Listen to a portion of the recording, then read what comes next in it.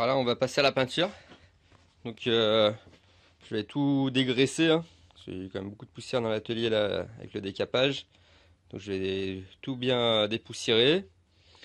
Je vais masquer les zones que je veux pas peindre. Donc là, les surfaces de contact, de réglage et les faces intérieures des morts. Donc, je vais démonter les morts, hein, et puis ici l'enclume évidemment. Et puis l'intérieur, de manière l'intérieur, je ferai doucement. Donc là, tous les supports seront masqués. Donc je vais utiliser de la peinture Amérique martelée bleu. Oui, c'est ça. Bleu nuit. J'aime bien. Il était bleu à l'origine, hein. On voit un petit peu là. Quand j'ai décapé, on voit que c'est encore un petit peu bleuté. Donc je sais pas s'il était martelé. Mais bon, ça ira bien, je pense. Donc voilà, allez, c'est parti. Voilà la première couche. Donc on peut peut-être voir l'effet martelé un petit peu là. Il commence à venir. Donc là c'est la première couche. On en fera une deuxième. Donc on voit, bon, on voit toujours les coups de marteau qu'il y a eu, hein, mais c'était pas le but. Le but c'est qu'il soit juste propre et utilisable. Donc là il y a les scotch, hein, qu'on enlèvera. Et puis la base que je viens juste de finir. Donc c'est recouvrable en 4 heures.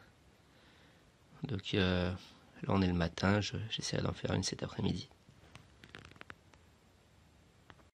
Bon bah voilà, la peinture est sèche. Elle a reçu 2 couches. J'ai enlevé tous les scotch. Donc je sais pas si on voit, mais je suis plutôt content du résultat. L'effet martelé est pas mal. On voit bien, pas de partout, mais là il est vraiment pas mal. Ça rend pas bien sur le téléphone, mais donc voilà, c'est de la peinture bleu martelé. C'est du bleu nuit martelé. Donc maintenant, bah, je vais remonter. J'ai encore pas reçu. Donc j'ai pas trouvé de vis laiton en M12 de la bonne longueur pour remplacer les vis plastiques que j'ai percées. Donc j'ai commandé une tige filetée en laiton M12. C'est la seule chose que j'ai trouvé de correct. Et je les couperai, je les usinerai pour les remplacer. Donc là j'ai juste remonté, mais il n'y aura pas de vis de pression. Bon, le voilà monté avec sa base tournante, les morts. Donc j'ai graissé la vis de serrage et j'ai graissé aussi les 4 vis des morts, hein, pour être moins embêté si un jour j'ai besoin de le redémonter, que je sois moins embêté que ce coup-ci. Et donc il reste toujours les vis de réglage.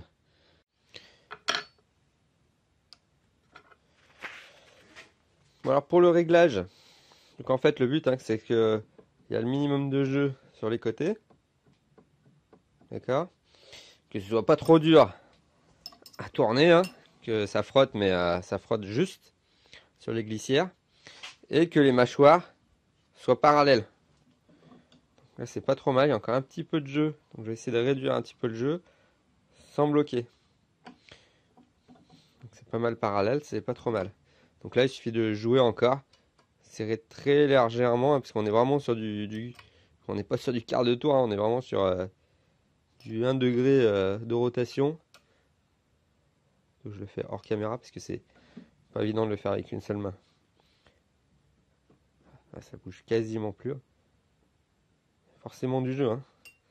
Mais ça bouge quasiment plus. Et puis on a l'air d'être pas trop mal parallèle, hein. Hop. Peut-être un chouille plus serré ici que là. Donc il va falloir le décaler un peu. Donc serrer un peu plus ici pour le pousser dans ce sens-là.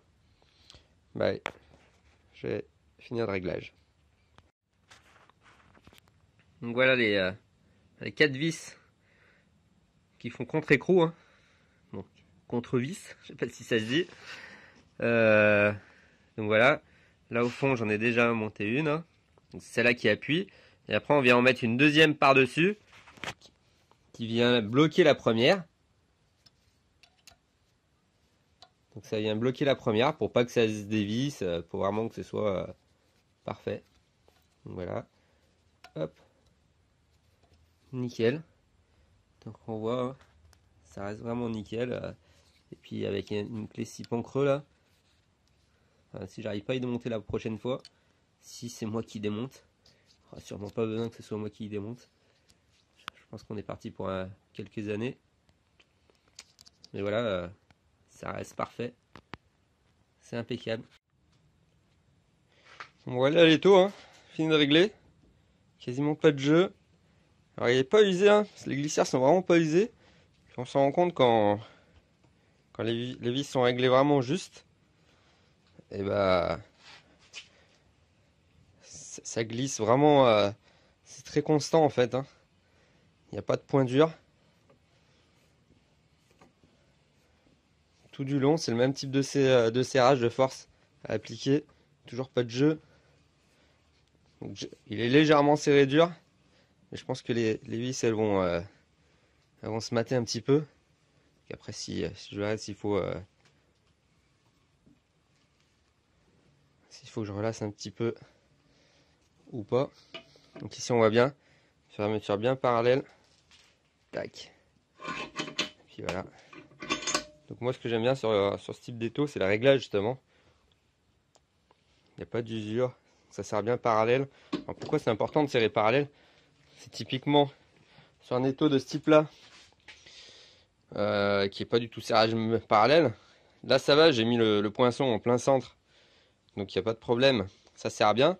Mais si je le mets sur le côté, et bah ici, ça va serrer ici. Ça va venir serrer en cône. Donc ça va venir serrer ici et pas bien là. Du coup, bah, le serrage est très mal fait parce qu'il est sur une ligne. Il est conique. Alors que si sur celui-là, comme il est parallèle, si je serre quelque chose de ce côté-là, hop, donc en serrant quelque chose de ce côté-là, et ben ça reste parallèle. Alors là, c'est du tube, c'est pas bien grave, mais pour l'hexagone, par exemple, ici là, ça reste toujours parallèle. Et du coup, bah, ça sert bien mieux que si ici ça venait serrer en serrant la manette, ça venait serrer en cône. Et du coup, bah, ça tient beaucoup mieux comme ça. C'est pour ça que c'est important d'avoir un serrage parallèle sur ce genre d'étau. Et je me vois bien embêté sur l'autre, hein. Souvent où je suis obligé de mettre la pièce au milieu. Des fois, la pièce elle est longue. Ici, bah, elle peut passer sur le côté. Alors que si je suis obligé de la mettre au milieu, bah, elle bute ici et je peux pas la serrer correctement sur l'autre. Alors qu'ici, c'est impeccable. Donc la peinture, je suis content, hein. Hop. Donc voilà, l'étau est fini, mais je suis content du résultat, et surtout le gros problème avait été les vis en plastique, hein. Là je les ai refait en laiton, impossible de trouver les pièces en laiton, je les ai refabriquées. Je vais essayer de vous mettre la vidéo, je vais faire une vidéo à part. On voit bien je sais pas si on va réussir à voir l'intérieur, on voit bien les vis qui ont été faits en 6 pans creux. C'était un challenge. Et j'en suis content. Et voilà, l'étau aussi.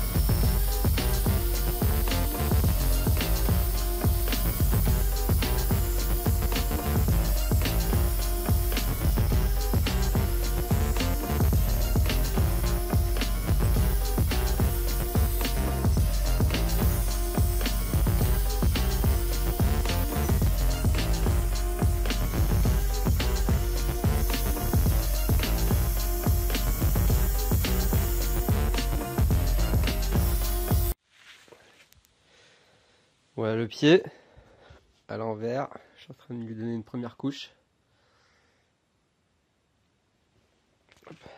Pareil que l'étau avec la peinture bleu nuit martelée. Donc allez, je continue. C'est un peu flou mais voilà la première couche de peinture. Hop, donc c'est à l'envers, donc ça c'est le pied. Donc l'effet martelé. Bon, ça voit un petit peu à l'écran si ça commence à se voir. Donc voilà l'étau, tout monté avec son pied. Donc avec une base tournante, on peut l'orienter comme on veut. Hop, on resserre. Donc voilà, décapage complet. Peinture. Donc les nouvelles vis, je suis bien content. Resurfaçage, la plaque ici qui était très abîmée, je suis pas allé jusqu'au bout. Hein. Il y a encore les morts qui sont pas super, je les ai surfacés ici. Là c'est très dur, je les ai eu au diamant, avec une fraise diamant sur la fraiseuse. Je suis pas allé jusqu'au bout parce que je voulais pas trop les user. Bon, si vraiment j'en veux des neufs, ça se revend. Hein. Sinon je suis vraiment content. Hein. Ça marche super bien. Réglé aux petits oignons, bien parallèle. Merci d'avoir regardé la vidéo et à bientôt.